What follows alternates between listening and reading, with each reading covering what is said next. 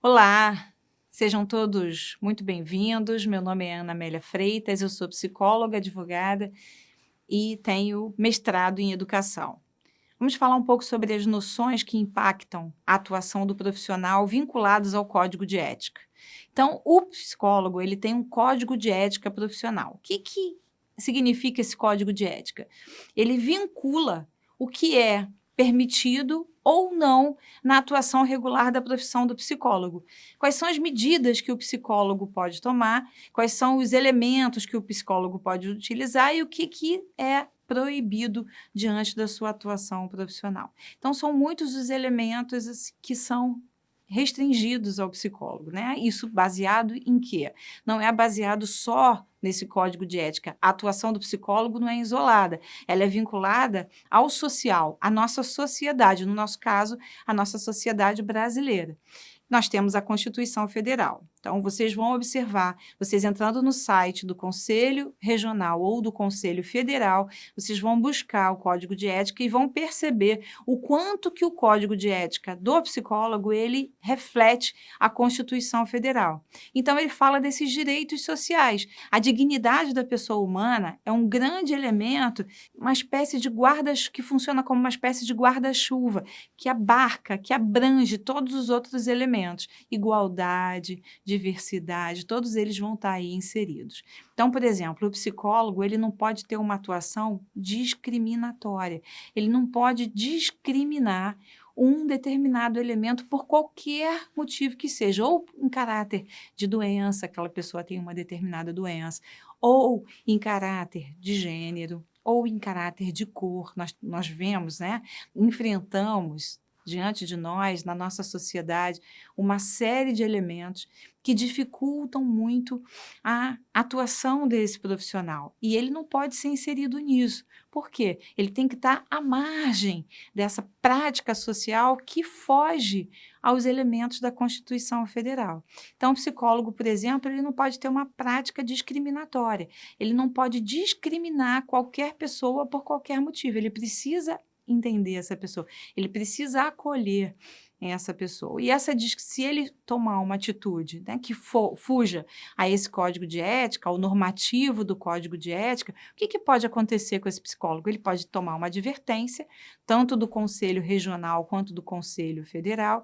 A denúncia da atuação desse psicólogo, ela pode vir por qualquer membro da sociedade, então pode vir tanto por um órgão, quanto por uma empresa, quanto por um ser humano. Qualquer pessoa pode denunciar uma atuação que fuja a esses preceitos do Código de Ética. E, por último, até a cassação do exercício da profissão, ou seja, ela não vai mais poder atuar como psicólogo se ela cometeu uma infração que nós chamamos de infração grave.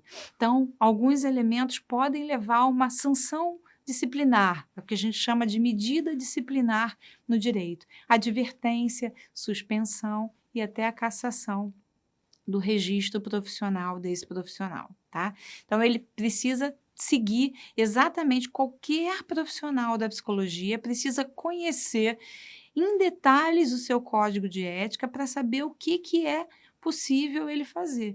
Não tem nada, não é nenhum bicho de sete cabeças, não tem nada que assuste esse profissional, muito pelo contrário, são elementos que vão garantir uma atuação ética, uma atuação dentro dos elementos da ética que permeiam qualquer profissão, e o psicólogo não é diferente. Como eu falei no início, está vinculado a essa Constituição Federal, está vinculado a essas leis esparsas que estão sinérgicas, são inerentes da atuação do psicólogo. E ele precisa seguir isso no detalhe, independente do seu contexto de atuação, seja na escola, seja na clínica, seja nas empresas, ele pode não ter mais o direito de exercer a sua profissão. Imagina uma coisa dessa. Quer dizer, é realmente o ápice dessas medidas disciplinares. Então, Busquem conhecer esse código em detalhe. Código de Ética Profissional do Psicólogo, a última versão é de 2005. Ele demorou 3 anos para ficar pronto e contou com a participação de vários elementos sociais, inclusive, destacadamente, aqueles profissionais que são referência na sua área de atuação, na psicologia, na atuação enquanto psicólogo. Então, vale a pena conhecer esse código de ética através dos 2 conselhos, do federal e do regional, entender essa atuação que é esperada de você, profissional da psicologia, para ter exatamente regulamentada a sua atuação profissional, respeitando todos os meandres que estão previstos nos artigos desse código de ética.